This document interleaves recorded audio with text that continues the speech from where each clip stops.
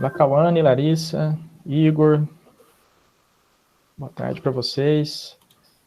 Então a gente já está gravando. Só para avisar, eu estou aqui fazendo a gravação, marcando as presenças, então pode ser que se vocês, nos próximos encontros, eu demorar um pouquinho para aceitar a permissão, né, para quem for de fora da instituição, é por causa disso, porque eu estou aqui multitarefas, né, mas fiquem tranquilos e tranquilas que eu, mais cedo ou mais tarde, vou permitir a entrada de vocês.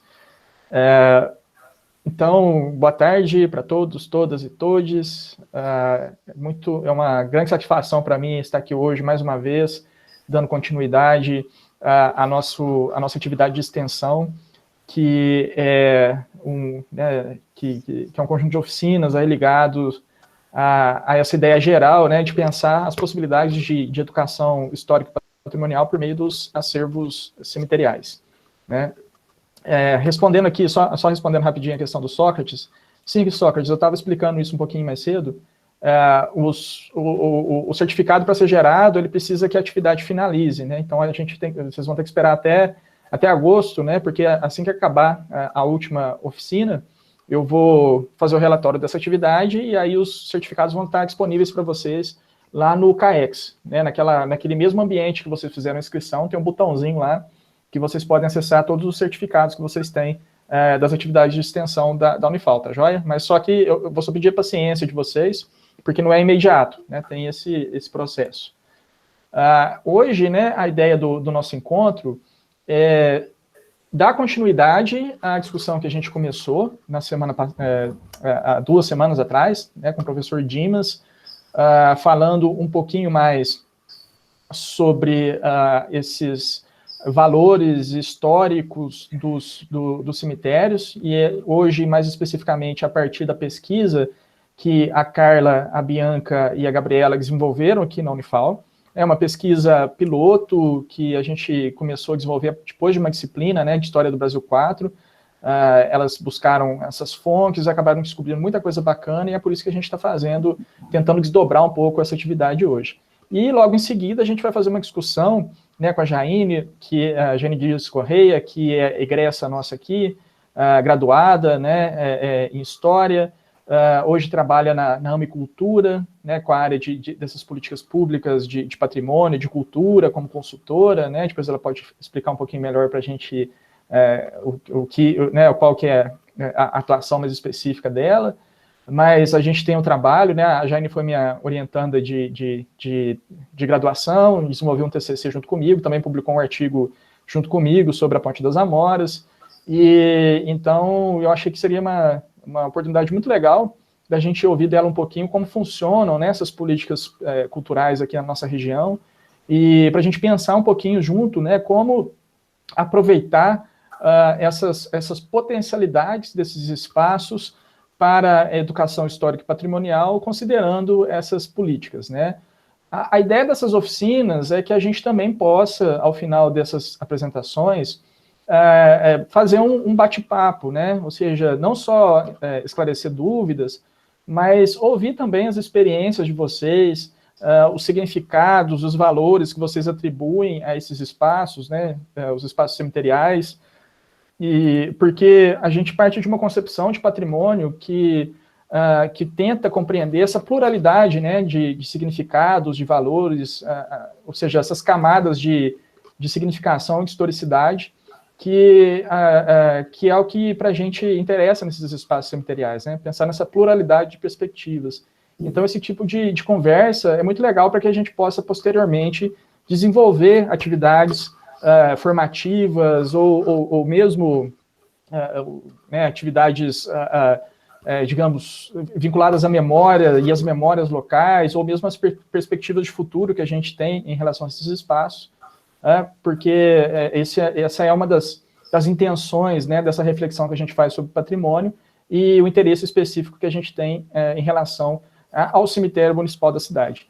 Então, a ideia é pensar junto com vocês também o que fazer com esses espaços, né? O que seria interessante, que tipo de experiência, de sentido, de significado a gente pode atribuir a esses locais, como, enfim, né, o que explorar Até porque, né, depois que a Bianca, a Carla e a Gabriela começaram esse trabalho, a gente começou a explorar também o espaço cemiterial como um espaço em que as experiências do tempo podem ser potencializadas, né? Ou seja, é um espaço que, por natureza, lida com a experiência da efemeridade e também da vida, né, após a finitude.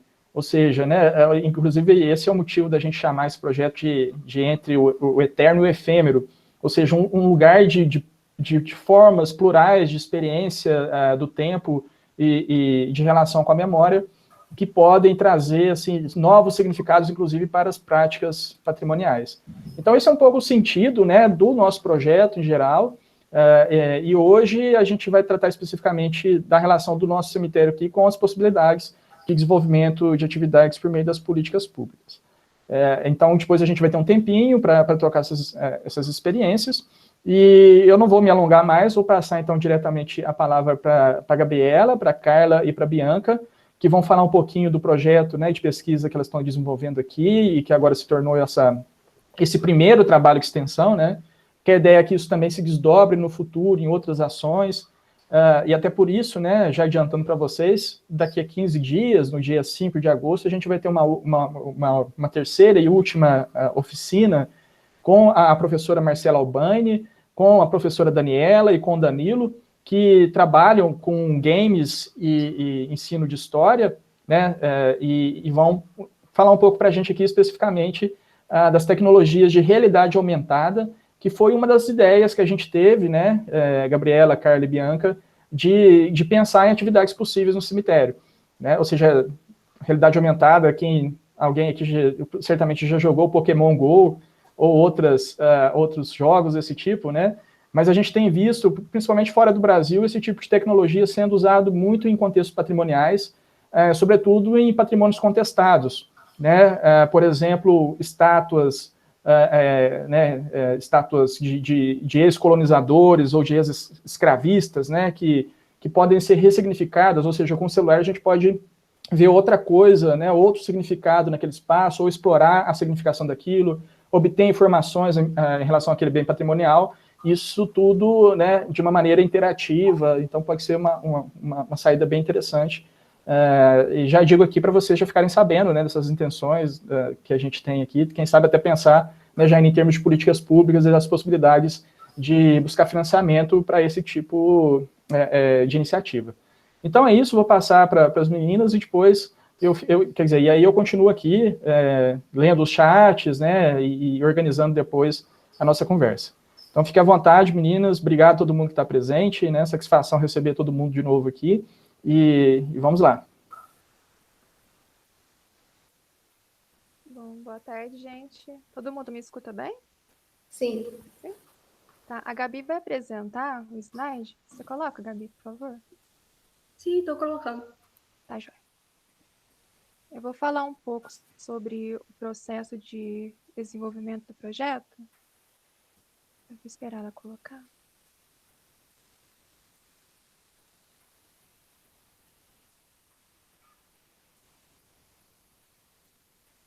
Vocês estão vendo? Tá entrando. Sim, agora sim. Sim. Tá. Pode passar para o primeiro. Bom, o Walter falou um pouquinho no começo, mas eu vou recapitular um pouco também. Bom, a ideia inicial desse projeto, ela surgiu no final de 2019, quando eu, a Gabriela e a Bianca cursávamos a disciplina de Brasil 4, ministrada pelo Walter. E como um dos requisitos avaliativos para essa disciplina, foi necessário que o nosso grupo apresentasse um seminário que envolvesse a cidade de Alfenas durante a Primeira República. Bom, e como nós chegamos no cemitério como tema, como objeto para este seminário, né?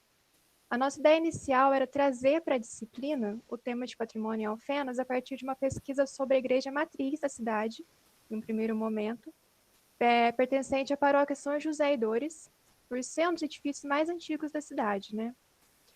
Tendo isso em mente, nós fomos em busca de alguma documentação sobre a igreja em 2 centros da cidade. O primeiro foi o SEDOC, que é o Centro de Documentação organizado pela Unifal, e também nos arquivos da própria paróquia, a partir de uma permissão prévia do padre que nós tivemos naquele momento.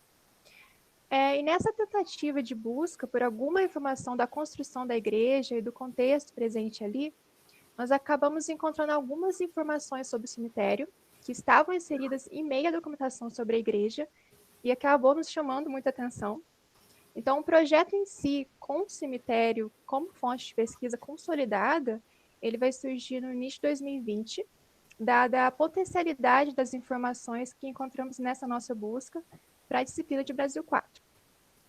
E como ideia principal naquele primeiro momento, nós pensamos em algumas estratégias para fazer uma ligação entre a pesquisa e o público, e uma delas, naquele momento, seria uma visita guiada ao cemitério, com a participação dos alunos, professores e residentes em geral da cidade de Alfenas, que se interessassem pelo tema, fazendo realmente um percurso dentro do cemitério, traçando uma linha temática, como é realizado em alguns cemitérios do Brasil, como o cemitério da Consolação em São Paulo, por exemplo. Porém, Carla, oi? só um minutinho, desculpa, porque o pessoal está dizendo no chat aqui que está muito baixinho, não sei se dá para aumentar um pouquinho o seu som. Ai, meu Deus, eu não sei mexer nesse fone. Assim, eu tô ouvindo, tá um pouco baixo mesmo, né? Mas aí, sei lá, se der para o pessoal, então, quem sabe, aumentar um pouquinho o volume aí, não sei. Eu aumentei o meu aqui e tô conseguindo ouvir ela bem. É isso que o pessoal tá dizendo aqui no chat. Eu vou tentar falar mais alto também. Tá joia, Carla, obrigado. Imagina. Bom, pode passar, Gabi.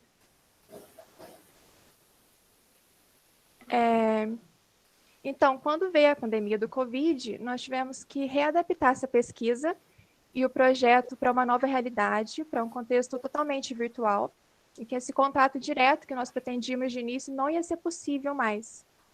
Então, a primeira coisa que nós pensamos em fazer naquele momento, e que poderia ser realizada de forma online, foi um levantamento teórico sobre o tema. Esse levantamento ele foi feito a partir de livros, dissertações, teses e artigos que encontramos, principalmente via referências do site da ABEC, que é a Associação Brasileira de Estudos Cemiteriais. E esse levantamento, então, foi organizado através de um acervo que criamos no Google Drive, com todas as informações levantadas e separadas por tópicos. Eu trouxe como exemplo o fichamento que fizemos sobre 3 jornais que circulavam entre a década de 1910 e a década de 1960, e disponíveis pelo site da Hemeroteca Digital, em que nós fizemos uma busca de anúncios, textos, reportagens que trouxessem algo sobre o cemitério ou assuntos relacionados a ele, como os anúncios de marmorarias e funerárias, com as datas, principais passagens de cada anúncio, o ano e a edição que ele foi encontrado. Nós também realizamos um acervo fotográfico, em que fizemos dos túmulos mais bem conservados do cemitério, principalmente o que estão na primeira parte, que é a área mais antiga, ao lado da capela. Desses foram feitos fotos e catalogação de datas de todos eles, somente os que a data já está muito deteriorada, escrita, que a gente não fez o registro mesmo. Pode passar, Gabi. Bom, e como esse levantamento foi colocado em prática?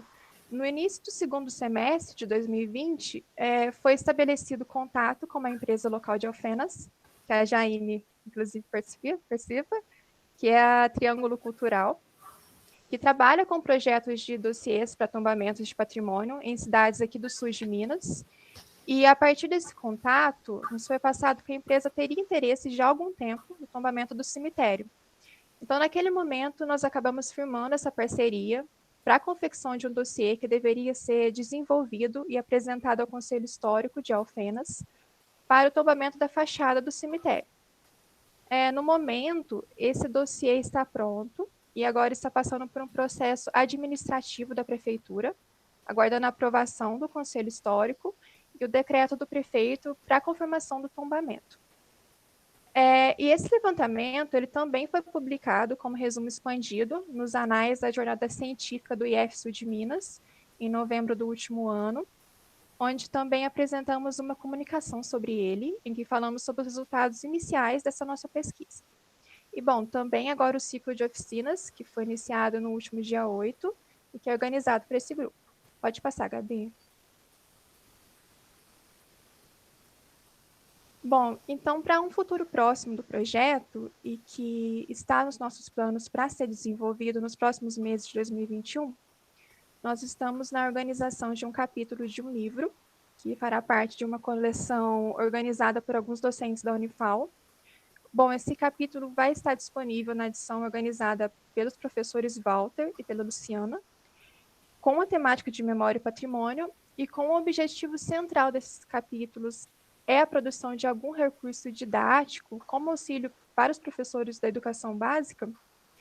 Nós propomos um guia ou uma visita guiada aos cemitérios, e ele foi confeccionado de forma bem generalizada para que possa ser usado nas aulas de história em qualquer cidade que o professor esteja. Ele vai ser apresentado de forma mais detalhada pela Bianca daqui a pouco. E, atualmente, a primeira versão desse capítulo já foi escrita, como vocês podem ver na imagem ao lado, eu coloquei. Estamos aguardando o retorno dos organizadores para as correções necessárias. Bom, nós também estamos pensando na publicação e comunicação no Simpósio Integrado da Unifal, que vai ser realizado ao final do ano, e também em encontros externos na área de História e Patrimônio, trazendo um relato desse ciclo de oficinas, um pouco dessa experiência, e também algumas conclusões sobre a nossa pesquisa e sobre o cemitério de Alfenas. E agora eu passo a palavra para a Gabi, para falar um pouco mais sobre o cemitério. Obrigada, gente.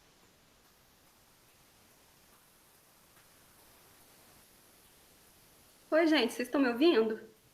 Sim. Tá bom. Então, eu vou falar um pouco sobre os cemitérios como fonte, e eu vou falar especificamente sobre os cemitérios do sul de Minas, não é? Que a gente tem mais contato. Eu não sei se todo mundo aqui tem contato com essa área de estudos, que é a área de estudos cemiteriais, então eu vou fazer uma introduçãozinha bem básica, assim, porque para dar tempo, né, da gente ir para aula depois, tá? Eu vou desligar minha câmera porque eu vou apresentar. Ou não depois, né? Eu fico meio nervosa quando eu tenho que falar em público, tal, desenvolvi uma fobia social. Se eu ficar muito nervosa e começar a falar bobeira, ignorem um pouquinho, tá, gente?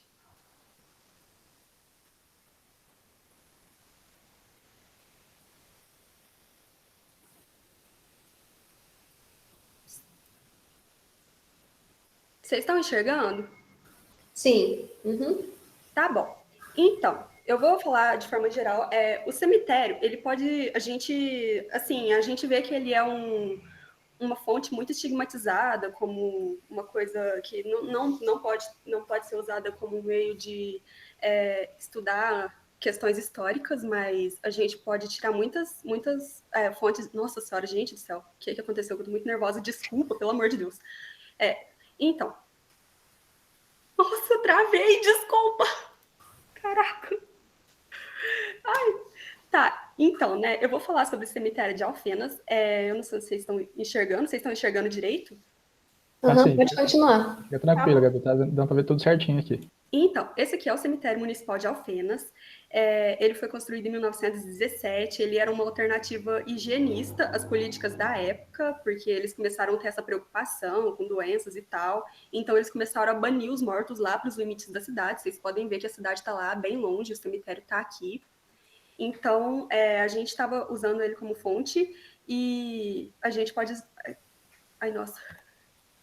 A gente pode tirar vários elementos de várias coisas diferentes. Por exemplo, a gente tem elementos artísticos no cemitério que a gente pode estudar vários estilos artísticos. A gente tem iconografia, a gente tem vários simbolismos e a gente tem a estrutura dos túmulos também, né, a própria arquitetura. Então, aí a gente pode ver vários elementos históricos que permeavam a sociedade, que estão presentes no cemitério. Por exemplo, a hierarquia de classes, a religiosidade, enfim, né?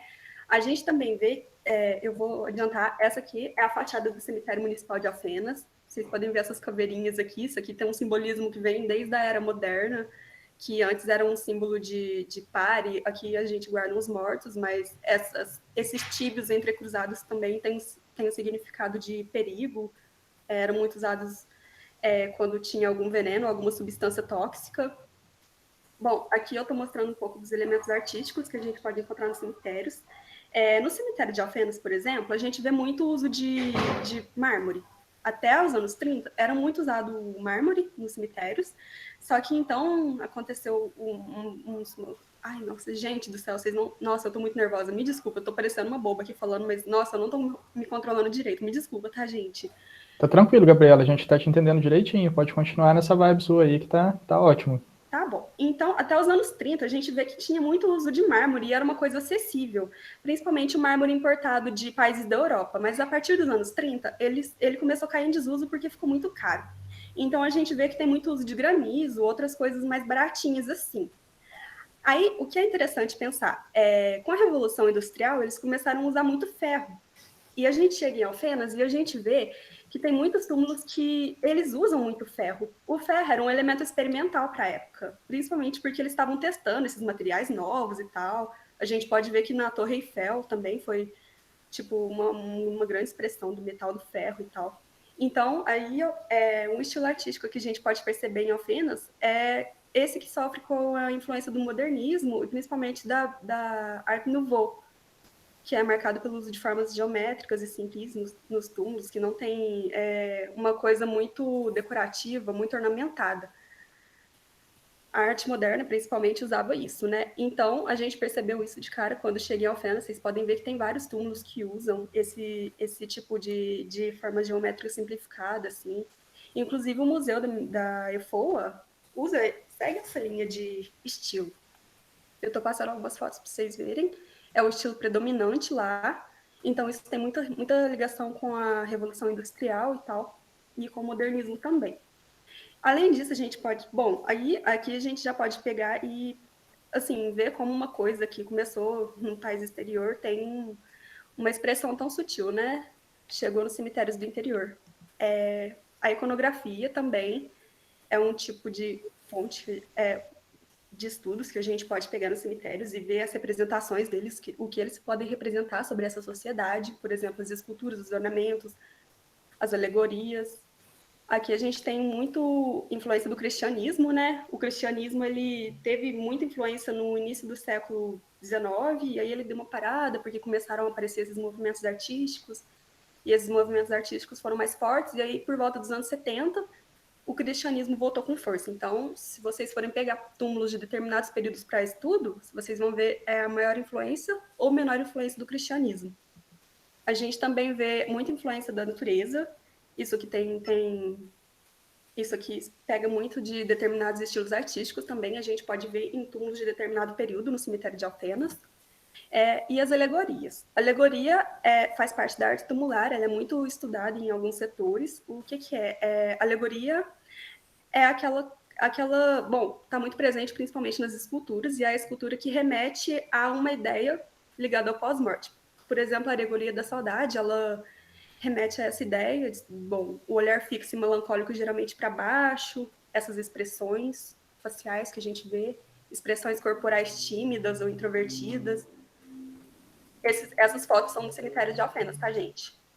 A alegoria da desolação também, que é uma coisa mais dramática, a gente já vê expressão facial mais dramática, geralmente olhando para cima, com o olhar desolado, mãos cruzadas, posição de oração. E a alegoria da ressurreição, lá em Alfenas não tem muito dessas. Elas, bom, como está escrito, podem apontar para o alto, ter expressões corporais, assim, é uma coisa mais gloriosa, sabe? Não é muito tímida, nem cabisbaixa que nem as outras. Essa aqui é a parte da Bianca. Bom. Vocês estão me ouvindo? Ô Gabi, Então, assim, tá um pouquinho baixo também, mas... Tá um mas pouquinho Sim, eu baixo? vou desligar meu fone, peraí. Então, apresenta de novo aí, Gabi. Tá dando pra você escutar agora melhor, gente? Ah, melhorou. Tá tranquilo. Melhorou? Tá. Senão eu tiro o foninho também. Às vezes é isso. Daí que eu vou esperar a Gabi.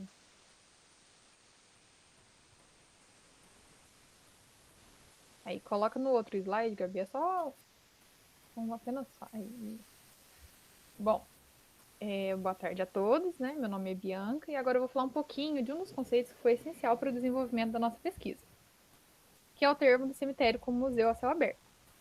Nós lemos artigos referentes a esse tema, especificamente da Maria Elísia Borges, e através deles nós podemos perceber a importância que o cemitério tem para a história regional e o quão esquecido muitas vezes ele fica em comparação a outros pontos de referência na cidade. Na oficina passada, o professor Dimos explicou com mais detalhes sobre esse conceito, mas eu vou falar só mais um pouquinho. Ô, Walter, eu acho que vai ficar disponível depois, não vai? A palestra do Dimas? Vai sim, vai sim. A Então, gente vai perfeito. disponibilizar no canal do YouTube do LHP. Depois eu Então, passo por e-mail também, o e-mail para os inscritos e inscritas. aí quem não assistiu, foi uma palestra muito interessante. Bom, o que significa o cemitério como museu a céu aberto, né? Como está aí no slide, para Maria Elise, os museus e cemitérios desenvolvem ações similares, pois partem do mesmo princípio: conservar artefatos materiais que causam estranhamento e produzem conhecimento, contribuindo para o diálogo entre presente e passado. E ela também faz a relação de que, ao visitarmos aos museus históricos de arqueologia, percebemos que alguns dos artefatos expostos são túmulos e pertences pessoais que elucidam o sistema de ritual da morte das comunidades ali representadas. Né? Os cemitérios devem ser vistos como instituições culturais e espaços de memória, justamente por serem essenciais para entender a história do período em que os túmulos foram construídos. Por exemplo, durante o nosso trabalho inicial, foi possível entender muito sobre as políticas públicas da Primeira República através do cemitério e dos estilos predominantes nas tumbas e sua arquitetura em geral.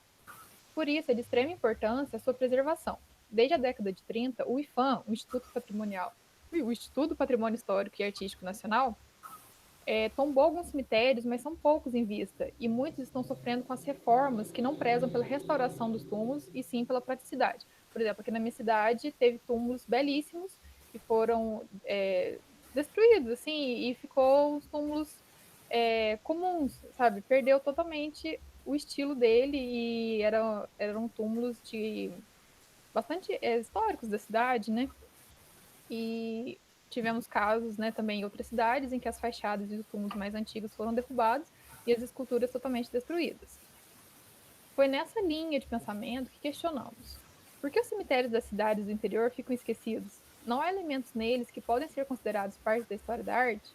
Né? Nós vimos que os cemitérios das cidades grandes, como o cemitério da Consolação em São Paulo, que é muito conhecido, né, fazem parte de um roteiro de visitas por serem ricos em esculturas de variados estilos artísticos, e foi a partir disso que o nosso projeto tem como proposta trazer reconhecimento para a importância dos túmulos mais antigos do cemitério de Alfenas, pois muitos deles são do final do século XIX e início do século XX, e contam com esculturas belíssimas que retratam a história da cidade na época e nos ajudam a compreender a relação entre poder e morte daquele período. Mas, infelizmente, alguns estão em estado muito deteriorado. Esse foi um dos motivos dos quais nós mantemos o projeto inicial até hoje e demos continuação nele, vinculando mais alguns trabalhos. Inicialmente, a nossa proposta era fazer visitas guiadas e sarais do cemitério como uma forma de levar o nosso trabalho para a população afenense. Mas com a pandemia, nós tivemos que mudar nossos planos e decidimos então começar com as oficinas online. Um outro projeto que a Carla já mencionou antes, que desenvolvemos para um futuro próximo, é o capítulo do livro, e nele nós disponibilizamos uma atividade didática voltada para o ensino fundamental, mas que pode ser usada também para o ensino médio. Nós utilizamos o cemitério como fonte para o ensino de história, e a nossa proposta é apresentar aos alunos uma visão alternativa dos cemitérios, em que eles possam compreender melhor o valor histórico, patrimonial e artístico deles. Essa atividade ela será composta por 3 aulas, das quais serão divididas entre o desenvolvimento teórico, que vai variar de acordo com cada cidade, uma aula prática, onde os alunos farão uma visita guiada ao cemitério, e, por último, uma aula voltada para a avaliação final. Nós criamos um roteiro para a visita guiada no cemitério que conta com questões que ajudam a entender melhor um pouco sobre o espaço cemiterial, como, por exemplo, observar a fachada do cemitério. É a original? Ela foi reconstruída ou não? Qual o túmulo mais antigo do cemitério? Observar ele, quais são os elementos presentes? Há túmulos perpétuos no cemitério? E por que eles são perpétuos? Há muitas esculturas? Há um estilo artístico predominante no túmulo? Se sim, qual? Qual a diferença entre os túmulos mais antigos e os mais novos? Há algum túmulo famoso no cemitério? E por quê? E assim, né, nós esperamos que com esses trabalhos, né, nós possamos criar uma visão diferente acerca dos cemitérios, e que eles sejam reconhecidos como patrimônio da cidade e que façam parte, né, da visitação das pessoas, e que eles sejam reconhecidos e restaurados e preservados. E é isso. Vou passar para a Jaine. Obrigado, Bianca. Obrigado, Carla, Gabriela. Ótima apresentação. Vocês estão, como eu disse, né, estão na graduação ainda e muito desenvoltas, né, para apresentar assim, um tema cheio de camadas como essa, né? Patrimônio cemiterial, assim como qualquer outra manifestação patrimonial, possui, né, essas... enfim, a gente está vendo aí nas derrubadas das estátuas, né, a pluralidade de interesses, de posicionamentos, e é isso, né, um tema super rico que vocês apresentaram aqui para a gente a partir do caso de Alfenas de uma maneira muito, muito bacana. Eu agradeço aí por essa apresentação e vou passar para a Jaine, para a gente agora fazer essa discussão sobre as políticas públicas e depois, por fim, bater um papo, né, sobre essas possibilidades, sobre as experiências também de quem está aqui na audiência dessa oficina. A ideia é que a gente possa trocar algumas ideias depois. Então, Jaine, muito obrigado, fique à vontade. Obrigada, Walter, obrigada, meninas. Vocês estão me ouvindo bem? Certinho? Sim, está ótimo. Então, como as meninas já apresentaram, né, eu vou trabalhar um pouquinho, falar um pouquinho com vocês sobre uma alternativa que a gente pode buscar nos municípios, que através de uma política pública, uma política cultural dos municípios, que podem ajudar no desenvolvimento de ações como essas que as meninas desenvolveram, que elas pretendem continuar desenvolvendo, como esse projeto, né, e aí especificamente sobre os cemitérios. E o que a gente tem nos municípios mineiros? Aqui em Minas Gerais, a gente tem o ICMS Patrimônio Cultural. E o ICMS, ele faz parte de uma discussão que a gente tem desde lá da década de 1960, que pensava em descentralizar as políticas patrimoniais, né, a gestão das políticas patrimoniais, e essa discussão ela culminou na Constituição Federal de 1988, porque nessa Constituição a gente tem o artigo 216, que trata do patrimônio cultural, e nesse artigo ele estabelece, então, essa descentralização dos órgãos patrimoniais. Então, a gente deixa de ter um órgão federal para ter órgãos estaduais e órgãos municipais. A gente tem, por exemplo, o IPHAN, que é um órgão federal, né, que é o Instituto Patrimônio Histórico e Artístico Nacional. A gente tem o IEFA, aqui em Minas Gerais, que é um órgão estadual, é o Instituto Estadual do Patrimônio Histórico e Artístico. E nos municípios, a gente tem os Conselhos de Patrimônio Cultural. Cada município tem um nome, mas no geral é isso, é o Conselho de Patrimônio Cultural Municipal. Com a ideia exatamente disso, de descentralizar essas políticas patrimoniais, né? E quem regulamenta essas legislações aqui em Minas é o IEFA, né? E o que o IEFA tem? O IEFA tem o ICMS Patrimônio Cultural. O ICMS Patrimônio Cultural, a gente tem ele aqui em Minas Gerais, e o ICMS ele é o Imposto de Circulação de Mercadorias e Serviços. E esse ICMS a partir dos impostos que o país recebe, né? Depois ele é entregue para os municípios, e cada área do município, a partir de critérios específicos, recebe um valor, né? Então, tem um dinheiro que vai para a saúde, um dinheiro que vai para a educação, a partir de critérios específicos de cada município. E em Minas Gerais, a gente tem também, parte desse ICMS vai para o patrimônio cultural. Então, o município tem critérios específicos para seguir também, tem políticas para fazer, e ele recebe, então, uma parte desse valor vem exclusivamente para isso. Então, o que é essa política? O município recebe para desenvolver ações com o patrimônio cultural. É essa a ideia do ICMS, né? E aí é o IEFA quem estipula tudo que o município precisa fazer, né, para receber esse repasse, e funciona de que jeito? O município ele precisa desenvolver uma série de ações com relação ao patrimônio cultural, implementar uma série de legislações, né, de proteção, de divulgação, precisa realizar registros, tombamentos, atividade de educação patrimonial, enfim, uma série de ações que o município precisa fazer, que quem estipula o que vai ser essas ações é o IEFA, e depois que o município faz essas ações, ele envia para o IEFA uma comprovação dessas ações, então ele precisa enviar para o IEFA relatórios das ações que foram feitas, e o IEFA estipula uma pontuação para o município em cima dessas ações que foram feitas. E a partir dessa pontuação, que o cálculo do valor que o município vai receber é feito. Então, qual que é a ideia? Quanto mais o município faz, quanto mais o município investe em políticas patrimoniais, quanto mais o município valoriza o seu patrimônio, né, realiza ações, enfim, estipula legislações, quanto mais o município faz, mais ele pontua e, consequentemente, mais ele recebe. E o cálculo para receber é um cálculo bem complexo. O IEFA ele libera uma série de normativas e portarias para explicar certinho o que vai valer cada coisa, quanto pontua, como que vai ser o cálculo depois desse recebimento. E ele acontece da seguinte forma: o IEFA trabalha com ano e com exercício. Por exemplo, a gente está no ano de 2021. Os municípios eles vão desenvolver ao longo de todo o ano de 2021 as ações com relação ao patrimônio cultural. E aí, lá em dezembro, o município vai enviar para o IEFA todas essas comprovações. O IEFA também estipula como que essas comprovações têm que ser enviadas, tem que ser em pasta específica, tem que ser assinado pelo prefeito, enfim. É bem complexo isso, mas aí, no final do ano o município envia isso para o IEFA, e o IEFA tem até julho para fazer a análise, julho do ano seguinte, né, para fazer a análise das documentações enviadas por todos os municípios mineiros. Aí ele atribui uma pontuação, e aí, 2 anos depois é que o dinheiro vem. Então, como é que é? A gente está em 2001 com exercício 2023, porque a pontuação que o município vai receber referente às ações que ele fez em 2001, ela só vai ser creditada na conta do município lá em 2023. Então, o dinheiro que o município recebe esse ano de 2021 para trabalhar com o patrimônio é, na verdade, referente às ações que ele fez lá em 2019. O IEFA trabalha mais ou menos assim para fazer essa distribuição dessa pontuação.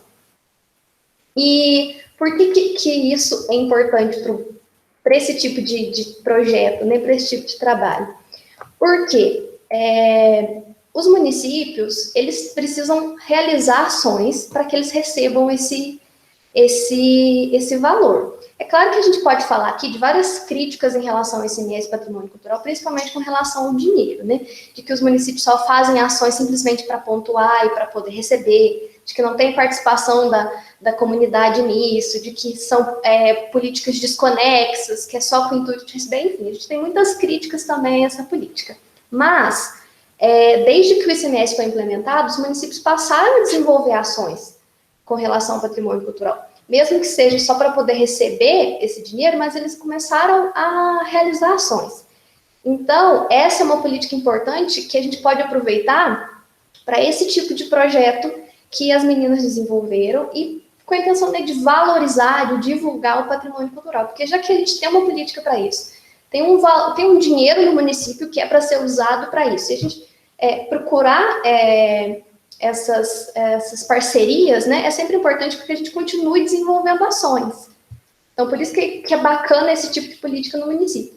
Só que uma das coisas que o IEFA estipula é que esse dinheiro, né, que vem para o município para ser usado com o seu patrimônio, ele precisa ser usado com patrimônios registrados, tombados ou inventariados. Aí pode ser ação de reforma, né, de divulgação, de educação patrimonial, qualquer ação, desde que o bem seja registrado, tombado ou inventariado. No caso dos cemitérios, né, que é um patrimônio material, né, o cemitério ele pode ser tanto inventariado quanto tombado.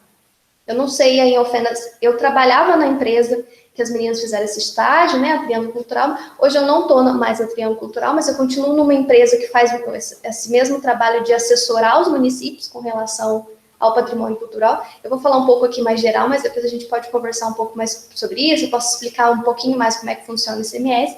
Mas, de qualquer forma, até onde eu sabia, o cemitério aí de Alfenas ele ainda não tinha sido inventariado e ele estava, é o que as meninas falaram, em processo de tombamento, ainda não tinha sido tombado, apesar de já ter dossiê pronto, a pesquisa toda feita, ele ainda não estava tombado. Então, para usar esse recurso com o cemitério, ele precisaria ter uma dessas políticas, né? Ou inventário ou tombamento. O inventário é uma política mais branda, né? O inventário ele é um levantamento de informações. O inventário é muito importante, porque quanto mais informações a gente tiver, a gente tem um banco de dados de informações e a gente tem bens com potenciais para receber as políticas de tombamento ou registro, né?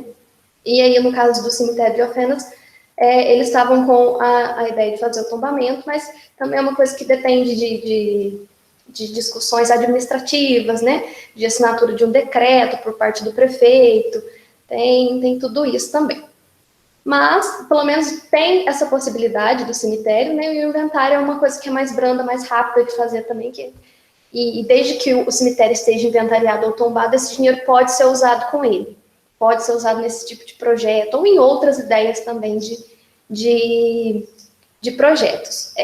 A política do ICMS Patrimônio Cultural, então, ela é muito importante para a gente buscar essas parcerias, igual eu falei. E claro que a gente, que eu já disse, a gente podia vir aqui só para falar de pontos positivos e negativos da política do ICMS Patrimônio Cultural, por exemplo, porque ela já tem uma tradição de privilegiar o tombamento em detrimento dos registros, por exemplo.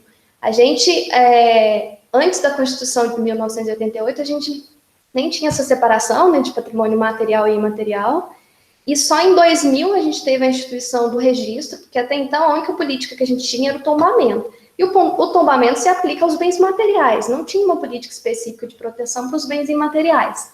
Só em 2000 a gente tem a instituição do registro, e só em 2008 que o registro ele entra como critério de pontuação no ICMS. Então, antes disso, os municípios não pontuariam com bens registrados, com valorização de bens registrados. Então, a gente tem um privilégio de tombamentos nos municípios. Tanto que podem pesquisar, a maioria dos municípios, mesmo que tenha um único bem protegido, mas vai ser um bem tombado, todos os municípios mineiros têm pelo menos, desde que desenvolvam alguma ação com relação ao patrimônio, tem pelo menos um bem tombado. E o número de bens registrados é bem menor por causa disso, né? Por causa dessa tradição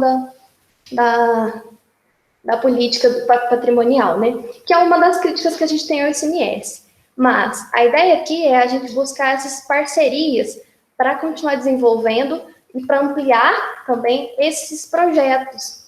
E o cemitério, ele é um espaço muito importante para a gente desenvolver esse tipo de coisa. As meninas falaram para a gente aqui rapidinho, mas o cemitério, ele tem um potencial muito grande. A gente pode trabalhar a história do município, a gente pode trabalhar o patrimônio em si, a gente pode trabalhar arquitetura, nossa, ele tem um potencial muito grande para a gente trabalhar, né? E o que alguns municípios costumam fazer para proteger os cemitérios, conseguir essa verba e desenvolver ações, é buscar, então, o inventário, o tombamento, mas o que é o problema do tombamento quando a gente tomba um cemitério, por exemplo? O tombamento, ele não vai... Quando é bens privados, assim, o cemitério de Alfenas não é um cemitério público, mas o tombamento, ele não tira o direito de propriedade, mesmo quando é um bem privado ou não, e ele também não tira a possibilidade de mudança, né? Ainda podem haver mudanças nos bens tombados. Mas o que é a questão? A ideia, quando você tomba um bem, é que qualquer mudança que você faça, ela não pode descaracterizar o bem. E aí, no cemitério, a gente pode ter um problema, por exemplo, é muito comum a gente ter aquelas pessoas, familiares, enfim, que vão até os túmulos e lavam os túmulos e pintam os túmulos. E isso atrapalha a conservação, porque quando você lava ele frequentemente, pinta ele, você muda ele, você descaracteriza ele. E também o cemitério, eu imagino que no cemitério de Alfenas também seja assim, ele é um pedacinho de terra que uma pessoa compra, né? Então, para ela poder construir os túmulos dos seus familiares. Então, muita gente derruba os cemitérios, destrói, e para depois construir de novo, para construir um novo, enfim, e isso tudo descaracteriza. Então, a gente acaba perdendo muitos túmulos mais antigos por causa desse tipo de ação, né? E aí, se o cemitério em si for tombado, isso pode ser um problema, porque se você descaracterizou o bem e tem uma política de que o bem está tombado e precisa ser preservado, isso pode ser um problema para o município, né? E aí, o que os municípios que eu trabalho, qual que é as alternativas que eu trabalho, né, que eu já tive conhecimento, qual que é as alternativas dele, que é também o que foi a ideia aí do cemitério de Alfenas. Talvez não tombar o cemitério inteiro, mas partes, por exemplo. Tem alguns lugares que tombaram cemitérios inteiros, e aí isso acontece principalmente com cemitérios antigos, que não são usados mais. A gente tem muita ruína de cemitérios de ex-escravos, que existem, só que não são mais usados com essa finalidade, né? E aí eles costumam tombar o espaço inteiro, porque é mais fácil garantir essa manutenção, essa conservação, né? Apesar de serem ruínas. Mas o que os municípios costumam fazer? Tombar a fachada, como é o caso de Alfenas, às vezes tombar túmulos específicos de pessoas importantes na cidade, ou pessoas, por exemplo, aí em Alfenas a gente tem aquele túmulo, eu não vou lembrar o nome da moça, da menina, que o pessoal costuma ir para pedir ajuda com os estudos, né? Eu sei que O pessoal aí de Alfenas conhece muito ela, e todo mundo, quando você fala do cemitério dessa moça, que eu não vou lembrar o nome dela agora, quem é aí de Alfenas deve saber. Então, assim, há uma alternativa. Tomba túmulos específicos, tem cidade que tomba, por exemplo, as capelas dentro dos cemitérios, que tomba os jazigos, aqueles mausoléus, os portões, enfim, são alternativas para a gente buscar proteger o espaço por meio de uma legislação e garantir que a gente possa usar o dinheiro do ICMS Patrimônio Cultural com isso. E qualquer pessoa pode sugerir o tombamento ou o registro de qualquer bem, é só ir até o Conselho de Patrimônio do município, porque o Conselho é o que fica responsável por deliberar sobre essas questões, né, relacionadas ao patrimônio cultural no município. Então, qualquer pessoa, qualquer coletividade ou uma pessoa sozinha pode ir até o Conselho e apresentar essa sugestão de fazer esse tombamento, de fazer esse inventário, e o Conselho vai deliberar entre eles ali a validade ou não. No caso de Alfenas, então, já está bem encaminhado, né, já tem um dossiê pronto, faltam só essas questões mais administrativas com prefeitura. Normalmente é uma coisa bem tranquila. O prefeito assinou um decreto, está tombado. Mas a gente sabe que dentro de prefeitura as coisas são um pouco mais complicadas, né? Porque envolve outras coisas, envolve... Ainda mais quando é um bem privado, isso é ainda mais complicado, porque envolve questões políticas, enfim. Então, a efetivação dos tombamentos, aí quando já está tudo pronto, o dossiê pronto, fica faltando só a parte do decreto do prefeito, aí vai depender lá da prefeitura também, né? Mas tendo essa política, né, do ICMS, a gente pode aproveitar dela, e os bens estando protegidos, é importante a gente desenvolver ações com eles, porque, por exemplo, as atividades de educação patrimonial, elas podem ser desenvolvidas tanto em ambientes formais de ensino, como em não formais. E o cemitério é um ambiente clássico de ensino, não é um ambiente formal, né, não é uma sala de aula, mas as meninas mesmo falaram a potencialidade que ele tem para o ensino. Então, a gente pode aproveitar disso e aproveitar que o município tem uma política, que o município precisa desenvolver ações para ele receber. Então, é uma alternativa muito bacana para a gente buscar esse apoio também, né? Então, assim, essas ideias que as meninas tiveram do projeto em si e de fazer visita guiada, a visita guiada é sempre muito bacana. Essas visitas guiadas, elas podem acontecer com a comunidade em geral, né? Ou ela pode acontecer com grupos específicos, por exemplo, com turmas de escolas específicas, de idades específicas. Ela pode acontecer, por exemplo, com o pessoal do entorno, ou com a comunidade em geral, né? Chamar todo mundo para fazer uma visita lá e mostrar o potencial desses espaços, levar as pessoas lá e trabalhar o cemitério de uma forma diferente, é muito bacana para a gente mostrar que esse espaço, a potencialidade desse espaço, né, como espaço de memória, porque, igual as meninas falaram, ainda tem um estigma em cima dos cemitérios, né? Eu conheço pessoas que não entram em cemitério de jeito nenhum, por causa que aqui é um lugar de gente morta, enfim, não entram. Mas quando a gente desenvolve esse tipo de ação, quando a gente mostra que o cemitério não é só um lugar de gente morta, né, que ele tem um potencial muito grande, a gente protege esse espaço, a gente divulga esse espaço, a gente valoriza esse espaço, né, e valoriza o patrimônio também. E esse levantamento de informações também que as meninas fizeram, o cemitério é um espaço muito rico para a gente fazer esse tipo de pesquisa, né? Inclusive ali a Unifal, a uma universidade pública, o curso de História ou outros cursos para realizar pesquisas no cemitério é muito bacana. Como o Walter falou, a gente vai ter uma oficina específica para tratar de usar tecnologia para isso, né? Mas a tecnologia é uma ferramenta muito bacana também. Então, assim, tem alguns aplicativos que o pessoal faz uma espécie de mapa interativo, né? E você pode clicar em cima de um túmulo específico. Isso é bacana até para quem mora longe, né? E quer visitar né? Ou ver o túmulo de um ente querido e pode acessar uma ferramenta digital dessa para isso. São opções, né? Opções de ações que eu já vi, né? Que eu tenho relato de que desenvolveram, que deu certo e que é uma potencialidade. E né, por que eu falei tudo isso? Eu tentei né, ser breve, para o pessoal tem aula também, qualquer coisa a mais a gente pode ir conversando, mas aproveitar do ICMS. É claro que tem aquilo, quando a gente utiliza uma política só com objetivo econômico, ela se torna uma política nociva. A gente sabe disso, né? Que acaba se tornando uma política muito nociva quando o único objetivo é econômico. Mas o ICMS Patrimônio Cultural, ele tem um potencial muito grande para a gente valorizar e preservar o patrimônio. Então, esse tipo de projeto, a gente pode utilizar essa política, o município realiza essa política, o município recebe uma verba para isso. Quanto mais o município faz, mais o município recebe. Então, é uma potencialidade que a gente pode explorar. Em Alfenas mesmo, o município ele teve uma oscilação de pontuação, já pontuou muito bem, depois não pontuou tão bem, mas quanto mais o município faz, mais ele recebe. Até a movimentação, que o município tem um fundo específico, né, uma conta específica, que é só para o dinheiro do ICMS, até essa movimentação do município de pegar o dinheiro e colocar numa ação e colocar num projeto, só dessa movimentação da conta o município já pontua. Atividade de educação patrimonial, o município já pontua. Esse projeto que as meninas fizeram, o município pontuaria com isso, né? O município precisaria escrever um relatório, enviar para o IF, enfim.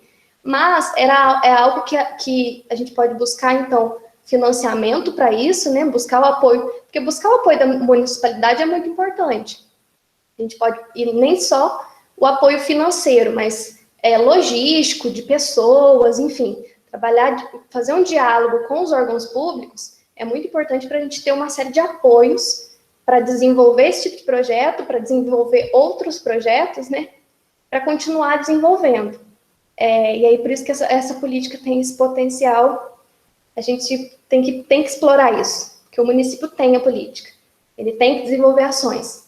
Então, é uma alternativa bem bacana para proteger o patrimônio, divulgar, enfim, continuar realizando essas ações. Eu acho que qualquer coisa a mais a gente pode continuar conversando depois, qualquer dúvida que vocês tiverem sobre o ICMS, sobre como que o município tem que fazer para pontuar, enfim, a gente pode ir conversando sobre isso. Muito obrigado, Jaine. Sensacional sua apresentação. Eu acho que você trouxe de maneira muito clara e em muitos detalhes como funcionam essas políticas, né, e como essas ações cemiteriais elas podem lançar a mão desse tipo de conhecimento para que possam ser, inclusive, potencializadas, né, para que possam tomar proporções que de outra maneira não seria possível. Eu achei sensacional. Agora a gente vai começar a nossa conversa, né, eu vou pedir para quem quiser compartilhar alguma ideia, alguma experiência, ou quiser tirar alguma dúvida, para levantar a mãozinha aqui do Google Meet, né, enquanto eu vou aproveitar aqui da minha prerrogativa de mediador e fazer alguns breves comentários, né, até também para tentar suscitar outras ideias também, né. Parabéns para todo mundo, né, tá sensacional essas apresentações. Nunca trabalhei especificamente com arte ou arte tumular ou arte cemiterial, né? Eu tenho trabalhado desde 2010 com pesquisas na área do patrimônio, principalmente com as políticas de patrimônio. Então, meu foco tem sido pensar os conflitos em torno dessas políticas, desde que elas foram criadas aqui no Brasil na década de 30, né, e com uma interface em relação à teoria da história e história da historiografia. Então, o que tem me chamado a atenção é como esses conflitos, essas relações, eles sempre se expressam em termos de relações com o passado e projetos do futuro que são muitas vezes conflitantes. Ou seja, que suscitam diferentes valores, diferentes significados, e como as políticas públicas são arenas de disputa para a implementação, né, de um tipo de projeto ou de outro. O que chama atenção, né, nas falas de vocês e também na discussão da semana passada é a potencialidade, a pluralidade de significados, né, de sentidos, de formas de relacionamento com o espaço cemiterial em termos de uma experiência do tempo. Né? E como a gente sabe, a experiência do templo é uma forma de orientação nossa em relação ao mundo, em relação aos outros seres, né? E se colocar diante de um cemitério é um ato de reflexão, né? A gente passa a se indagar sobre o tempo que a gente viveu, sobre as pessoas com as quais a gente conviveu, sobre o que é o futuro, né? Se a vida é curta ou se ela é eterna, por exemplo. Isso já envolve diretamente uma discussão em termos de experiência do tempo, relações de memória, mas também a própria experiência da finitude, né? Então, assim, um dos meus interesses hoje de pesquisa é pensar nos impactos do antropoceno, né? Que são essas mudança climática, ciência de extinção em massa, elevação dos níveis dos oceanos, né? Eu converso bastante aqui com os meus alunos com relação a isso, e pensar como essa experiência, ela nos afeta em termos dessa relação que a gente tem com a temporalidade. E o cemitério, portanto, ele pode ser também um espaço de aprendizado em relação a um tipo de experiência do luto, da perda, da finitude, do arruinamento, né, que é fundamental, que é essencial para a vida prática que a gente vive atualmente. Então, assim, ele ganha, né, um valor patrimonial extra, porque ele faz com que a gente possa pensar nessas coisas a partir de um outro tipo de contato. Agora, é muito interessante também, porque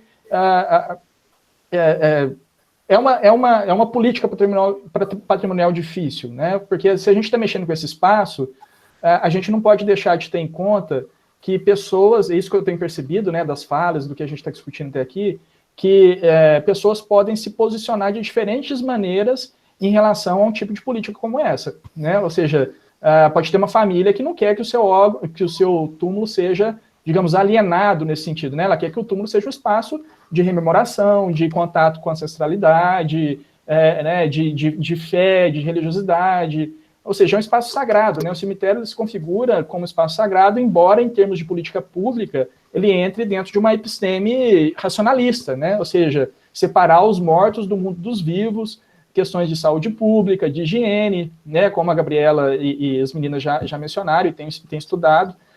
A organização dos cemitérios nos espaços públicos também estão ligadas a políticas higienistas, né, de saúde pública do passado. Então, além de permitir a gente compreender essas diferentes epistemes, ou seja, como o cemitério sai, como o Dimas nos contou, né, das igrejas e vão para espaços mais controlados, laicos, né, isso por si só já é um elemento interessante para o aprendizado a respeito do passado, mas, por outro lado, também mostra que existem diferentes visões a respeito dos significados desse espaço. Então, o que a Jaine nos mostrou é muito interessante pelo fato, assim, de mostrar, né, quando fala do ICMS cultural, da preocupação em pontuar, muitas vezes essas políticas também são executadas de maneira a toque de caixa, né, de maneira pouco refletida. Mas a gente está vendo que fazer isso, como a Jaine, né, viu também lá no projeto que ela desenvolveu sobre a Ponte das Amoras, privilegiar a pontuação pode ser também uma forma de não considerar esses diferentes valores relacionados, atrelados a esses espaços, né?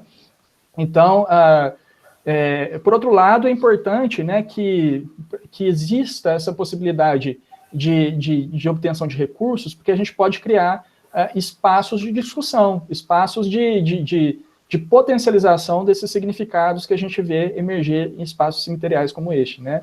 Então, eu acho interessantíssimo e eu acho que essa ação que a gente está fazendo aqui, ela pode ser uma primeira atividade no sentido de, vamos pensar com calma, né, o que dá para extrair, que tipo de conflito a gente pode encontrar nesses espaços e como considerar isso da maneira mais democrática, mais plural, de modo que a gente possa instrumentalizar, mas com respeito, esse tipo de espaço para uma reflexão, para um aprendizado que a gente precisa ter em relação ao passado, ao presente e ao futuro, né? Então, o mesmo espaço ele pode ter múltiplos significados. E não necessariamente a preservação, né, eu tenho aprendido isso cada vez mais, é a finalidade última das políticas de patrimônio, né? E aí, mais uma vez, eu recorro ao aquecimento global, né, à elevação dos níveis dos oceanos, porque existem bens patrimoniais que hoje não podem ser salvos mais por conta das mudanças climáticas planetárias, como, por exemplo, faróis, né, europeus, fortes. Então, por conta das mudanças climáticas, esses espaços estão se destruindo e não compensa mais investir na sua proteção. Mas, por exemplo, tem vários pesquisadores, né, eu conheço a Caitlin De Silva, especificamente lá na Inglaterra, que mostra que mesmo a destruição, o arruinamento desses espaços podem gerar aprendizados, né? Então, assim, o que eu percebo é que o cemitério, além de tudo, é um espaço dinâmico, né? Um espaço que está em constante transformação. E essas intervenções que vocês mencionaram faz parte, né, da cultura, da vivência, do sentido do espaço cemiterial. A própria perda, né, a própria pátina que a gente vê naquelas imagens que a Gabriela apresentou, né, o musgo, ele adiciona uma camada estética, né, ou seja, é o que o Alois Hegel chamaria de valor de ancianidade, né, ou seja, é uma forma mais de expressar o passado na própria materialidade daqueles bens. Então, assim, é uma pluralidade de possibilidades também em termos de política pública que não necessariamente podem ou devem se resumir à preservação, né? Muitas vezes, como a Jaine mostrou, a preservação é uma prática complexa, uma prática difícil, né? E a gente tem que mesmo pensar em outras, como, por exemplo, colheita de memórias, né? Sinalização e identificação desses espaços, produção de atividades de troca de experiências, né? Então, as possibilidades são múltiplas, eu não consigo enumerá-las aqui, e por isso mesmo eu gostaria de abrir, né, para vocês, para que vocês possam falar dos cemitérios das suas cidades, ou mesmo aqui do cemitério de Alfenas, o que vocês pensam a respeito disso, se vocês têm alguma dúvida a respeito do que a gente está conversando aqui. Estou vendo que o Sócrates aqui trouxe várias lembranças, se quiser também falar um pouco da sua pesquisa, Sócrates, fica à vontade, tá? E agora eu deixo... não estou vendo nenhuma mão levantada aqui, então se alguém quiser abrir o áudio e já fazer algum comentário, por favor, fiquem à vontade. Ô Walter, eu vou responder aqui a Fernanda, que ela mandou aqui no chat. Se mais alguém mandou e eu não ouvi, é só me falar. Ela pediu para eu falar um pouquinho sobre os cemitérios dos escravos e essa potencialidade do tombamento, né? Acredito que é isso que ela perguntou. Então, Fernanda, tem alguns... Eu não sei se tem aqui em Alfenas, eu não conheço, mas a gente tem em alguns locais antigos cemitérios de escravos. Porque, como a Gabriela falou, acho que foi a Gabriela mesmo que falou, a gente teve aquela política higienista de tirar os cemitérios dos centros das cidades e colocar longe das cidades, pelo menos longe dos centros, né? Com os cemitérios de escravos, a gente tem ainda um distanciamento ainda mais. Então, são espaços bem pequenos, normalmente perto de lugares onde tiveram quilombos ou fazendas que utilizaram o trabalho escravo, né? Então, a gente tem cemitérios de escravos, normalmente em ruínas, e alguns municípios optaram por fazer o tombamento desses cemitérios de escravos, que são áreas um pouco menores, né? Já são cemitérios bem mais simples, não tem aqueles túmulos elaborados, não tem túmulo de mármore, não tem nada disso. São cemitérios bem simples, mas também são um espaço importante para contar uma história, né, para trabalhar com o que foi o período escravista nosso aqui, né, quem que eram essas pessoas enterradas, trabalhar um pouco a cultura afro-brasileira também, né, então é um potencial também que esses espaços têm, acaba que são espaços bem bonitos, até porque normalmente são áreas abertas, eles são de um nível assim menor, normalmente é um murinho bem pequenininho, um murinho baixo, de barro, normalmente, com cemitérios baixos também. Tem os cemitérios de indígenas também, são espaços bem legais. E tem os cemitérios privados, porque a gente não tem só os cemitérios públicos, né? Hoje não existe mais isso, né? Mas a gente tinha aquelas famílias que costumavam ter o cemitério no fundo da fazenda, lá no fundo das casas, tem aqueles cemitérios privados para enterrar os próprios familiares. Em alguns municípios tem o registro de tombamento desses cemitérios privados também, que são cemitérios menores também. Então, o cemitério, ele é o que o Walter falou, ele é bem amplo, né? A gente tem os cemitérios municipais, aqueles espaços enormes, com vários, por exemplo, o cemitério de Alfenas. Eu não posso falar que ele é o primeiro de Alfenas, mas ele é resultado de cemitérios que mudaram de lugar até chegar nele, né? Então, se eu não me engano, a história desse cemitério de Alfenas é que ele estava num lugar, removeram os túmulos, colocaram em outro, removeram os túmulos, colocaram onde ele está hoje. Então, assim, ele tem lá túmulos muito antigos, por exemplo, o Coronel José Bento está enterrado lá, né? Então, a gente tem um túmulo do Coronel José Bento, já um túmulo bem antigo. E, em compensação, na parte de trás, acho que atrás do cemitério, assim, né? Acho que eu posso dizer atrás. A gente tem os túmulos mais novos, porque assim, o pessoal continua morrendo, então assim, precisa de túmulos novos. A gente tem um espaço com a construção de túmulos novos também. Então a gente tem isso também, os túmulos antigos, que é o que as meninas falaram, que tinha um tipo de construção, que usava um tipo de material de acordo com a época. A gente também tem uma discussão muito bacana de poder trabalhar classe social, né? Porque a gente vê claramente um pessoal que tinha dinheiro para construir um túmulo imponente, de mármore que seja, depois quando ficou mais caro, com estátuas, e a gente tem os túmulos mais simples, que é o que dava, porque inclusive o terreno, né, o pedacinho do espaço que você compra no cemitério é muito caro. A gente poder enterrar alguém ali é caro, não é barato. Então tudo isso também estimula esse tipo de discussão que a gente pode fazer. Então o tombamento é uma possibilidade, mas como o Walter falou, não é a única. A gente tem outras formas também. É que o tombamento, o inventário, é uma forma da gente explorar o ICMS patrimônio cultural, que a gente explorar desse tipo de política, mas não é a única. Legal, Jaiane. Você falando aí dessas possibilidades, né? Eu lembrei da exposição da Bianca, da Gabriela e da Carla antes, e uma coisa que fica muito evidente é o valor artístico, né, desses espaços. Que aí o valor artístico, tradicionalmente, ele é tratado como um valor social, né, que está acima e além dos interesses e da propriedade privada, mas que foi uma iniciativa e continua funcionando não necessariamente como arte, mas como espaço de, né, cemiterial, de contemplação, esse tipo de coisa, e por si só gera esse conflito. Mas tombar, por exemplo, ou proteger um cemitério com base simplesmente nos valores artísticos, é algo que eu estou pensando alto, né, gente? Pode suscitar conflitos de caráter social. Porque, por exemplo, né, você vai privilegiar a memória de determinados grupos sociais que puderam pagar para aquele tipo de arte, enquanto o resto do cemitério, então, ele pode ficar meio que jogado às traças, né? Isso ser com relação às outras pessoas que continuam sendo enterradas naqueles espaços. Uma coisa muito interessante para a gente notar também é a mudança das práticas cemiteriais, por exemplo, com a Covid-19, né? O advento dessa pandemia, que é um dos outros aspectos que a gente pode incluir no rol, né, das catástrofes do antropoceno, é algo que influencia e impacta diretamente não só as formas de enterrar, mas as formas de se relacionar com esses espaços.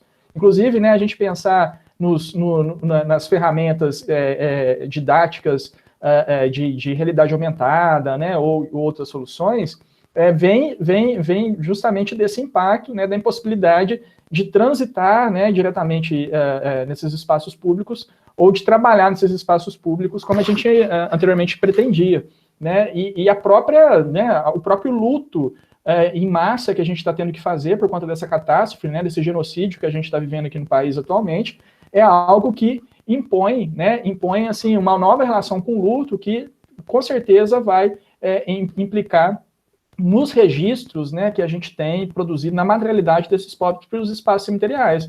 A gente viu pessoas sendo enterradas né, em números altíssimos em valas, né, às pressas, sem o direito a um velório, o próprio espaço, né, da produção do luto, que é um aspecto muito importante de qualquer coletividade, ele foi restringido nesse momento, né? Então, você imagina uma pessoa, e vocês devem conhecer casos como esses, né? Pessoas que foram para o hospital, né? E que nunca mais ninguém viu, porque não pôde ter velório, não pôde ser enterrada, né? Assim, da forma como cada religião estipula, né? Assim, não teve os rituais apropriados de acordo com cada crença, com cada cosmologia. Então, são aspectos aí que, e o Sócrates está mencionando, né, outros aspectos de saúde pública aqui que podem impactar, né, nesse tempo, né, nesse tempo pandêmico que a gente está vivendo agora, e que vão ter implicações, inclusive, para a forma como a gente olha para a eternidade ou para a efemeridade da nossa existência. Isso pode impactar, inclusive, na arte cemiterial, né, nas formas de expressar esses sentimentos por meio da arte cemiterial. E, por fim, uma outra coisa que eu acho muito interessante nesses espaços, né, a Gabriela colocou lá uma imagem, né, de elementos naturais, ao mesmo tempo em que existe um controle, uma disciplinarização dessas formas de vida não humana nos espaços cemiteriais, né? Ou seja, valoriza-se o bucolismo por meio da arte, mas existe todo um controle, né, em termos de paisagismo, de jardinagem, que também determina o espaço do humano e do não humano nesses lugares. E aí o não humano também a gente pode considerar os espíritos, né, como seres que habitam, para muitas pessoas, habitam efetivamente esses espaços. Então, assim, não são, a gente pode olhar com o olhar racionalista do cientista, mas na prática cotidiana, as pessoas valorizam os espaços porque entendem que os seus entes queridos estão de fato lá, né? Estão enterrados, então os restos mortais dessas pessoas habitam esses lugares. Isso também gera, obviamente, dificuldades em termos de políticas públicas, né? Como eu havia dito, isso gera conflitos, por exemplo, numa promoção de passeios, de visitas, que podem, por exemplo, alienar esses valores, né, para as famílias, em prol de valores mais laicos ou menos, né, ou até mesmo práticas pouco respeitosas, a partir do ponto de vista dessas famílias que têm, né, os restos mortais de seus entes guardados lá. Então, muitas questões para a gente pensar, né? Não sei o que vocês estão matutando aí, né? Mas o Pablo escreveu aqui, né? A exposição dos túmulos segue algumas ordens cronológicas. Túmulos de famílias mais ricas no cemitério de Alfenas tendem a ficar mais próximas às entradas ou capelas. O cemitério 1. Nos cemitérios mais novos da cidade, a exposição é mais contemplativa, não tendo uma separação socioespacial tão visível. Parece que ele ia continuar aqui, mas a frase acaba. As meninas que gostariam de fazer um comentário a respeito disso, sobre o Sócrates está dizendo que não é bem assim. Se quiser comentar, Sócrates, fica à vontade também. Falar rapidinho, só depois eu passo para as meninas. Pensando exatamente nisso. Como pode ser diferente também. Na minha cidade, a cidade dos meus pais, é uma cidade que tem muito morro. E o cemitério, ele fica no morro. Então, você tem a parte mais alta, o cemitério dá. A entrada do cemitério é embaixo, o cemitério sobe. Lá em Pedralva, que é a minha cidade, é um pouco diferente. Lá os mais ricos, na verdade, estão lá em cima. É o pessoal que está na parte de cima, que é esse pessoal um pouco, né, que você pode ver só pelo estilo dos túmulos, né? E aí você vai descendo, e das laterais, assim, do cemitério também, são os túmulos mais simples. Então, essa divisão, na minha cidade, ela é um pouco diferente por causa disso, leva um pouco em conta a geografia também, mas é aquilo, né? Varia de cada lugar, mas sempre a gente vai conseguir fazer essa diferenciação também, né? Isso é muito interessante, sobretudo nas cidades barrocas mineiras, né, desse urbanismo barroco, os espaços outeiros, eles são mais valorizados, né, enquanto signo de poder, por conta da visibilidade, né, você tem uma outra dinâmica espacial que não é exatamente da ordem. Agora, cidades como Alfenas, né, o cemitério, é muito interessante isso que o Pablo notou, porque o cemitério, né, municipal alfenense, ele está diretamente associado às políticas positivistas e racionalistas da Primeira República, né?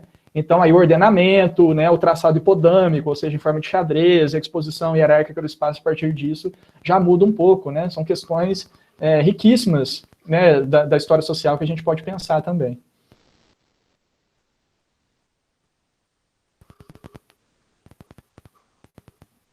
O que mais, gente? Nada agora. Vai lá, Sócrates. Eu me chamo Sócrates Bastos, eu sou orientando da Maria Lísia Borges.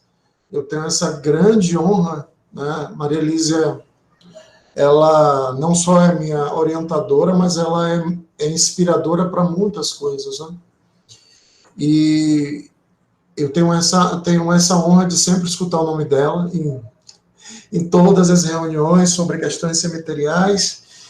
E eu sou jornalista de profissão, eu trabalho como jornalista e sou mestrando, quase mestre, porque eu já incorporei o discurso do mestre em História pela Universidade Federal de Goiás.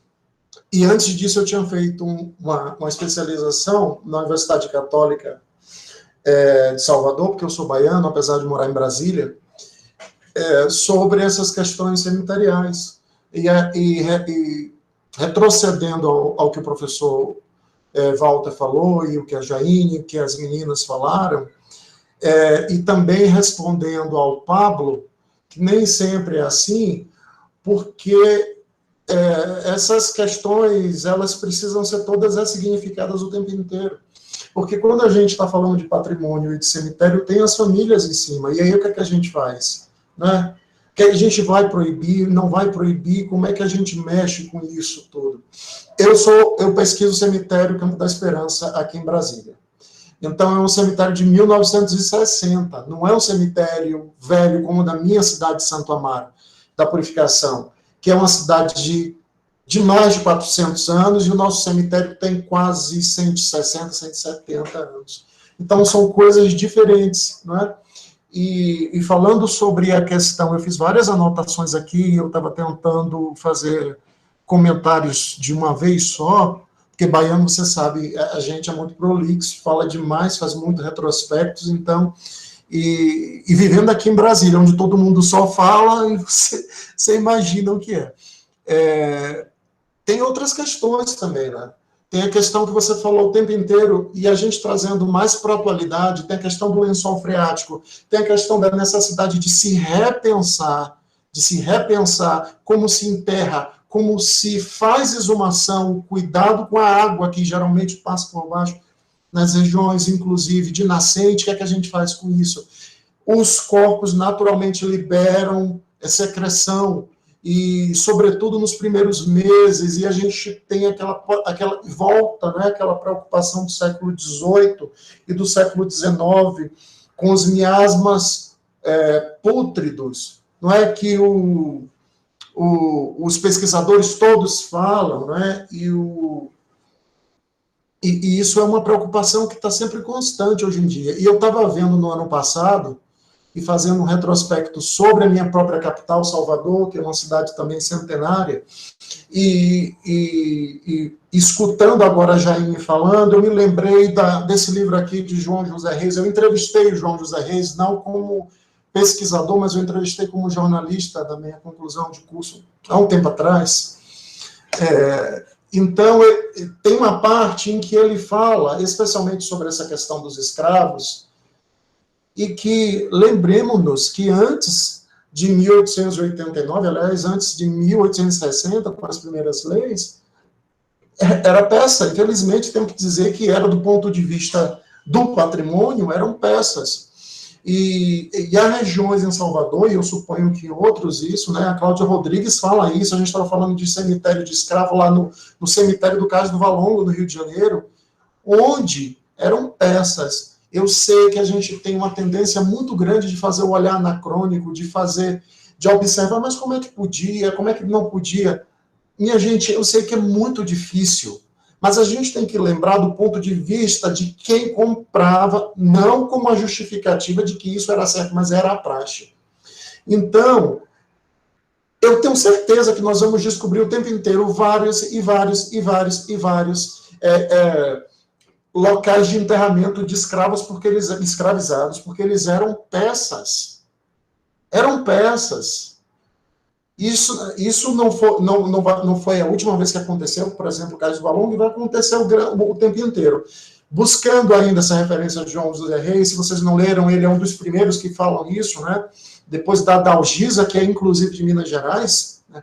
Que eu usei inclusive no meu projeto de pesquisa, ele é um dos primeiros. E fala em locais onde hoje são bancos, né, na minha cidade, Salvador, onde eram valas. Os escravos não tinham nem sacralização da morte. Não se tinham, eram de etnias diferentes. Isso era uma problemática, inclusive.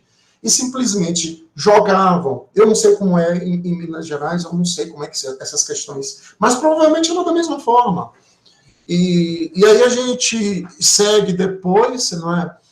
Os cemitérios, muitos estão em locais altos, justamente por essa questão dos miasmas pútridos, não é? Em que os locais mais altos eram os mais arejados, eram os mais propícios para os enterramentos, e eram todos, pelo menos os primeiros, né, que são na metade do século XIX, de 1850 para além, não é? Se bem que já existem cemitérios ligados às ordens e às sociedades e a grupos, como é o caso dos ingleses em Salvador, Pernambuco, Rio de Janeiro, em que há construções anteriores a esse período, mas que só poderiam fazer enterramentos de anglicanos, não católicos, né?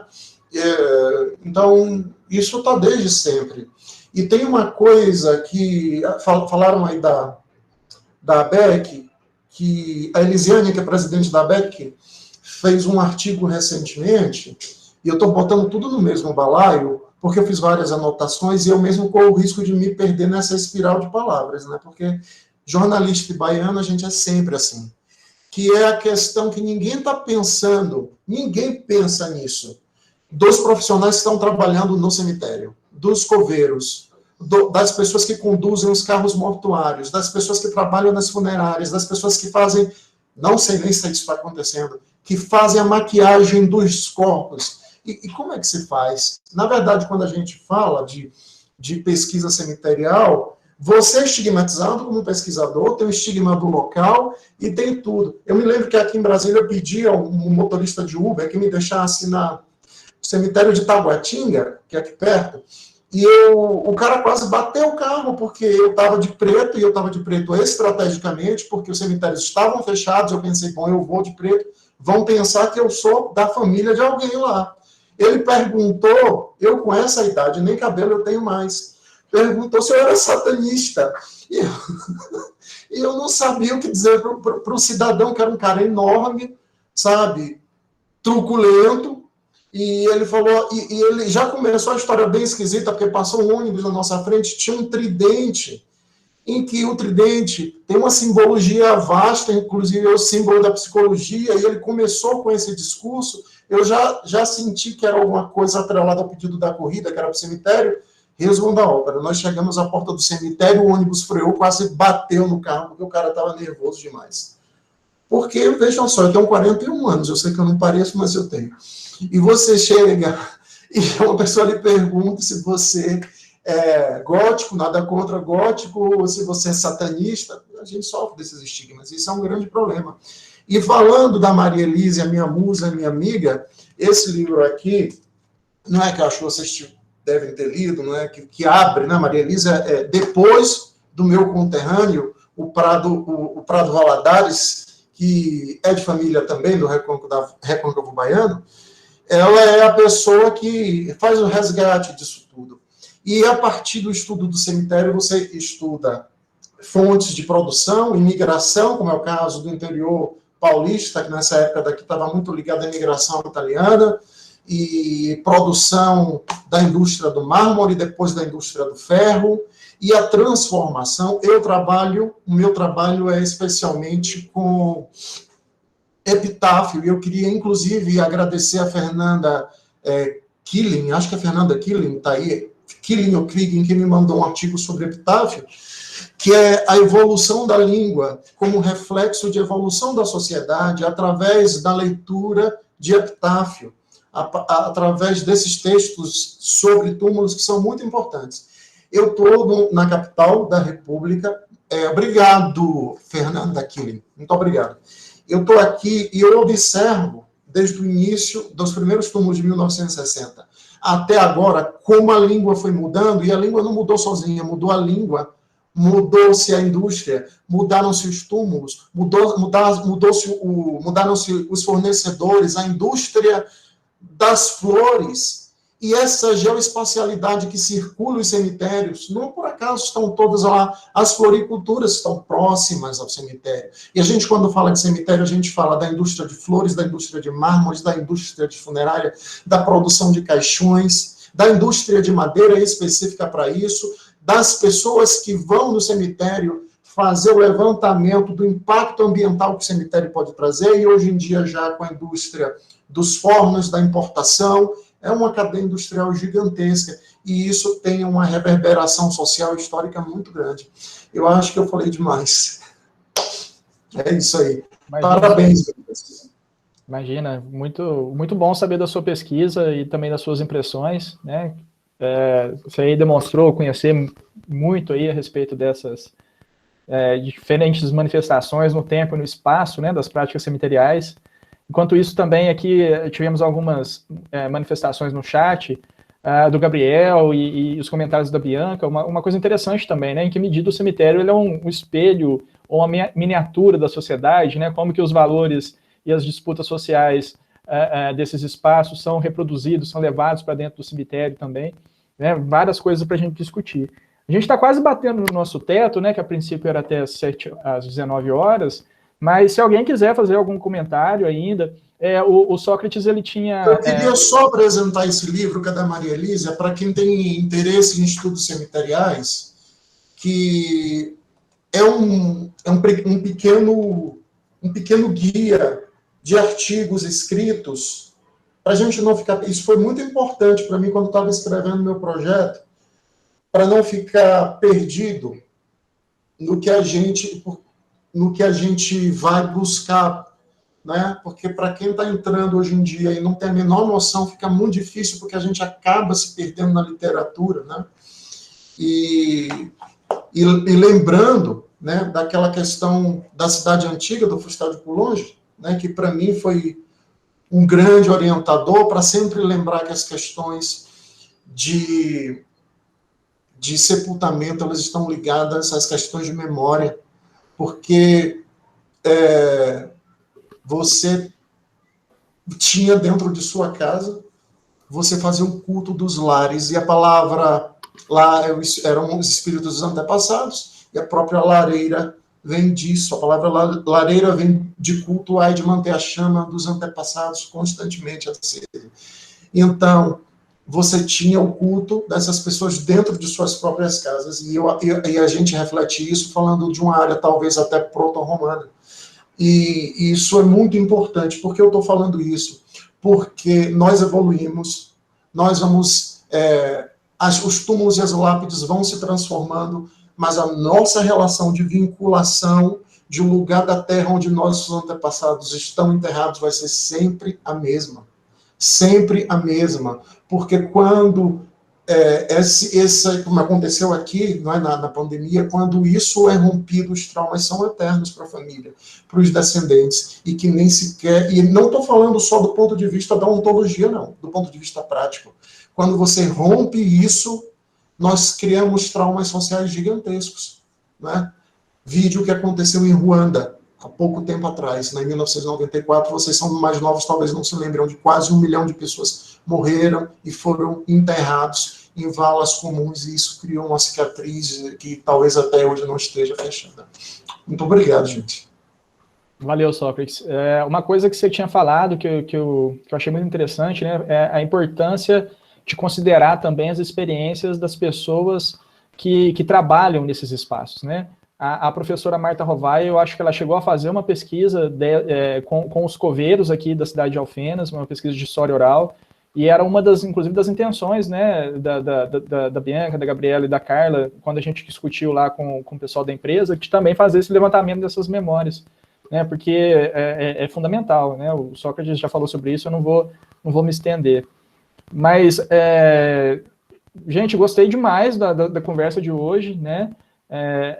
Enquanto a gente está falando aqui, não vi ninguém, né, ninguém comentou mais nada, nem levantou a mão, então ainda vamos ter tempo para conversar mais. Eu, inclusive, esperava, né, que esses profissionais do campo do cemitério pudessem, né, até conhecer a nossa proposta aqui, que possivelmente tivesse chegado a eles, que eles pudessem estar aqui compartilhando, conversando com a gente. Seria fascinante. Se alguém conhecer alguém, traga para cá, que eu acho que vai ser muito enriquecedor aprender com a experiência dessas pessoas, né? Mas a gente, a divulgação nossa foi mais restrita, né? Assim, a gente tentou usar o Instagram, o Twitter, mas as nossas redes também não são, né, potencializadas pelo capital econômico, então a gente fica restrito aí às nossas amizades. Então, se alguém souber de mais alguém que tem interesse por essas discussões, fora da academia, né, profissionais, entusiastas aí da memória local, seria muito legal também contar com essas pessoas na nossa próxima oficina. Lembrando, então, que a gente vai ter mais uma oficina, né, no dia 5 de agosto, nesse mesmo horário, também é uma quinta-feira, e depois, como eu disse, né, os certificados vão ser, né, logo em seguida, quando a gente fechar os relatórios, a gente vai disponibilizar, né, os certificados, e vocês vão poder acessá-los pelo site do CAEX. Então, não sei se a Jaine, a Bianca, a Gabriela, a Carla gostaria de fazer algum tipo de consideração final. A gente já está bem em cima do horário, mas dá um tempinho, se alguém quiser falar mais alguma coisa. Eu gostaria de agradecer muito, agradecer ao Walter, que me convidou, as meninas, pelo projeto muito bacana que elas têm, que elas pretendem desenvolver. Acho muito bacana. Se precisarem de ajuda com qualquer coisa, pode me falar. Eu não estou na Triângulo mais, mas eu estou numa outra empresa, então também pode ser uma outra potencialidade também, né? Talvez explorar isso também em outros municípios, enfim. Fico à disposição de vocês para qualquer coisa. Eu fiquei muito feliz, gostei muito de participar hoje, gostei muito dos comentários do pessoal também, da conversa do pessoal. Aprendi hoje também, foi muito bacana. E eu queria agradecer vocês por isso, tá? Eu também queria agradecer, gente, todo mundo que participou. Obrigada, Jaine, por ter aceitado participar. Você falou tão bem, a gente ficou assim... Não se engane, eu estava nervosa também, viu, Gabriela? Eu só disfarcei. Nossa, deu para ver meu olho brilhar quando você falava, porque eu tava assim... Nossa, que maravilhosa, gente. Mas obrigado a todo mundo, viu, que participou, gente. Eu também queria agradecer a todos, a Jaine também por ter vindo, e obrigado também pelas mensagens no chat, e bora para a próxima oficina, né, gente? Obrigada, gente, também. Só agradecer mesmo. Tchau, tchau. Tchau, tchau, pessoal. Até a próxima. Boa noite para todo mundo. Tchau, tchau, gente. Boa noite. Até a próxima. Tchau, gente. Boa noite. Muito obrigada.